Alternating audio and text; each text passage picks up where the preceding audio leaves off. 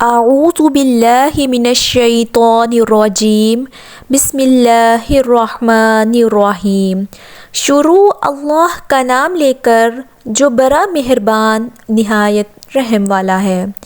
پیارے دوستو، جب اللہ تعالیٰ نے حضرت آدم علیہ السلام کو اپنے دست قدرت سے تخلیق فرمایا اور حضرت آدم علیہ السلام کو تخلیق فرمانے کے بعد جنت میں داخل فرما دیا، اور ادھر شیطان مردود جس نے تکبر کی وجہ سے سجدہ نہ کیا، اس کو اللہ تعالیٰ نے ہمیشہ ہمیشہ کے لیے اپنی بارگاہ سے مردود قرار دے دیا۔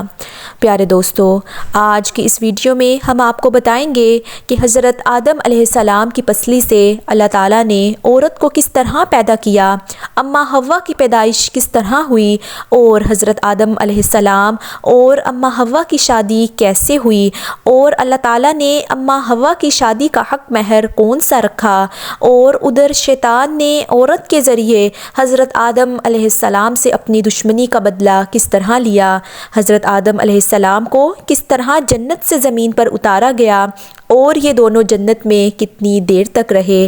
ان تمام سوالات کے جوابات قرآن اور حدیث کی روشنی میں آج کی اس ویڈیو میں آپ کو بتاؤں گی، لہٰذا اس ویڈیو کو اینڈ تک ضرور دیکھیں۔ حضرت حوا علیہ السلام کی پیدائش سے پہلے حضرت آدم علیہ السلام اکیلے تھے، ان کا کوئی ہم جنس نہیں تھا۔ اللہ تعالیٰ نے ان کی دل جوئی اور تزکیے انہی کے جسم میں سے بائیں طرف کی چھوٹی پسلی سے حضرت حوا علیہ السلام کو پیدا فرمایا اور ان کی بیوی بنا کر انہیں جنت میں رہنے کا حکم دیا۔ اللہ تعالیٰ قرآن مجید میں ارشاد فرماتے ہیں، وہی اللہ ہی جس نے تمہیں ایک جان سے پیدا کیا اور اسی سے اس کی بیوی پیدا کی تاکہ وہ اس سے سکون حاصل کرے۔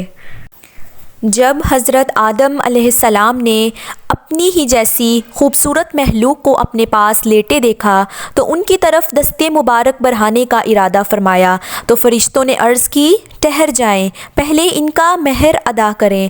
آپ علیہ السلام نے فرمایا، ان کا مہر کیا ہے؟ فرشتوں نے عرض کی، ان کا مہر یہ ہے کہ آپ ہمارے سردار محمد مصطفیٰ صلی اللہ علیہ وآلہ وسلم پر 10 مرتبہ درود پاک پڑھیں۔ چنانچہ حضرت آدم علیہ السلام نے درود پڑھا اور فرشتوں کی گواہی سے آپ علیہ السلام کا حضرت بی بی حوا رضی اللہ تعالی عنہ سے نکاح ہو گیا۔ ایک روایت میں ہے کہ حضرت آدم علیہ السلام اور حضرت حوا علیہ السلام 60 سال تک جنت میں رہے، لیکن ان کو حق زوجیت ادا کرنے کا حکم نہ تھا اور نہ بچے پیدا کرنے کا حکم تھا۔ حضرت آدم علیہ السلام اور حضرت حوا علیہ السلام بڑے آرام اور سکون سے جنت میں رہنے رہے۔ اس عرصے میں دونوں پر جنت کے کسی بھی حصے میں جانے پر پابندی نہ تھی سوائے شجرے ممنوعہ کے۔ شیطان اب ان دونوں کا کھلا دشمن تھا اور اپنی سزا کا بدلہ لینے کے لیے بے قرار بھی تھا۔ ان کی شدید خواہش تھی کہ یہ اللہ کے حکم کی خلاف ورزی کریں۔ پھر شیطان نے ان دونوں کے دلوں میں وسوسہ ڈالا تاکہ ان کے ستر جو ایک دوسرے سے پوشیدہ تھے بے پردہ ہو جائیں۔ حضرت آدم علیہ السلام اور حضرت حوا علیہ السلام کے لباس کے متعلق یہاں پر 2 طرح کی روایات ہیں۔ ایک روایت تو یہ ملتی ہے کہ جنت میں ان دونوں کا لباس بھی جنتی تھا، جس میں ان دونوں کے سروں پر تاج بھی تھا، جبکہ دوسری روایت کے مطابق ان کے جسم جنتی درختوں کے پتے تھے جس سے ان کے ستر ایک دوسرے سے پوشیدہ تھے۔ اب شیطان روز ان کے دلوں میں وسوسے ڈالتا اور ایک دن کہنے لگا، تمہارے رب نے تم دونوں کو اس درخت سے اس لیے منع فرمایا کہ کہیں یہ پھل کھا کر تم دونوں فرشتے نہ ہو جاؤ یا کہیں ہمیشہ زندہ رہنے والے نہ ہو جاؤ۔ شیطان کی شیطانی اور بہکاوے والی باتیں سن کر حضرت حوا سوچنے پر مجبور ہو گئیں۔ آخر کار شیطان کی مسلسل کوششیں اور سازشیں رنگ لے ہی آئیں۔ اس نے حضرت حوا علیہ السلام کو پھل کھانے پر راضی کر لیا۔ ایک دن حضرت حوا علیہ السلام نے حضرت آدم علیہ السلام سے کہا کہ ہم اس شجرے ممنوعہ کا ذرا سا حصہ کھا کر تو دیکھتے ہیں، آخر وہ کیا راز ہے جو اللہ نے ہمیں اسے کھانے سے منع فرمایا۔ شروع میں تو حضرت آدم علیہ السلام اس کے لیے قطعی طور پر تیار نہ تھے، لیکن پھر حضرت حوا علیہ السلام کے مسلسل اصرار پر وہ بھی راضی ہو گئے۔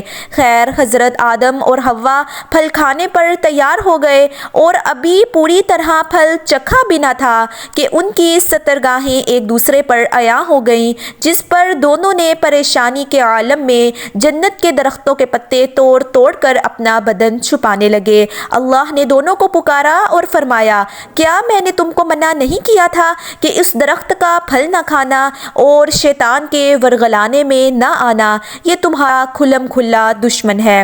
دونوں نے جب اللہ کی پکار سنی تو مارے خوف الہی سے کانپ اٹھے۔ اللہ پاک نے پھر فرمایا، اب تم دونوں ایک خاص مدت تک زمین ہی پر رہو گے جہاں تم ایک دوسرے کے دشمن ہوگے، اور وہاں ہی مرنا ہے اور اسی میں سے پھر پیدا ہونا ہے۔ پھر دونوں کو زمین کی طرف روانہ کر دیا گیا۔ روایت میں ہے کہ حضرت آدم علیہ السلام ہند کی طرف، جبکہ حضرت حوا کو جدہ میں اتارا گیا۔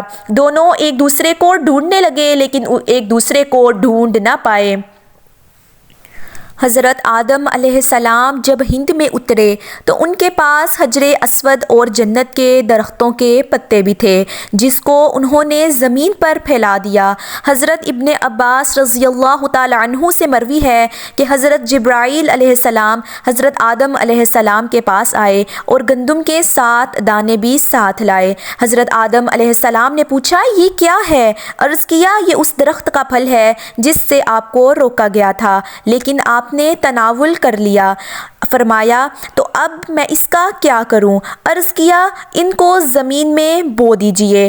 حضرت آدم علیہ السلام ایک طویل عرصے تک اللہ کی بارگاہ میں روتے رہے۔ ایک دن اللہ تعالیٰ حضرت آدم علیہ السلام کی گریہ زاری پر رحم آ گیا تو اللہ تعالیٰ نے حضرت جبرائیل علیہ السلام کو بھیجا کہ آدم علیہ السلام کو معافی کی خوشخبری سنا دو۔ حضرت آدم علیہ السلام خوشی سے سرشار ہو کر اللہ تعالیٰ کی بارگاہ میں سجدہ میں گر پڑے۔ پھر حضرت جبرائیل علیہ السلام انہیں لے کر مکہ آئے، جہاں حضرت آدم علیہ السلام نے کعبہ شریف کی بنیاد رکھی اور حجر اسود کو کعبہ کی دیوار پر نصب فرمایا۔ پھر اس کے گرد طواف کیا۔ طواف سے فارغ ہو کر حضرت جبرائیل علیہ السلام انہیں جبل عرفات پر لے گئے، جہاں حضرت حوا علیہ السلام تشریف فرما تھے، لیکن طویل عرصے کی جدائی اور حالات نے بہت سے جسمانی تغیرات پیدا کر دیے تھے، چنانچہ دونوں ایک دوسرے کو پہچان نہ پائے، جس پر حضرت جبرائیل علیہ السلام نے دونوں کا تعارف کروایا۔ پیارے دوستو، یہی وہ وقت تھا جب اللہ کے حکم سے حضرت آدم علیہ السلام اور حضرت حوا علیہ السلام کی کثیر اولاد پیدا ہوئی۔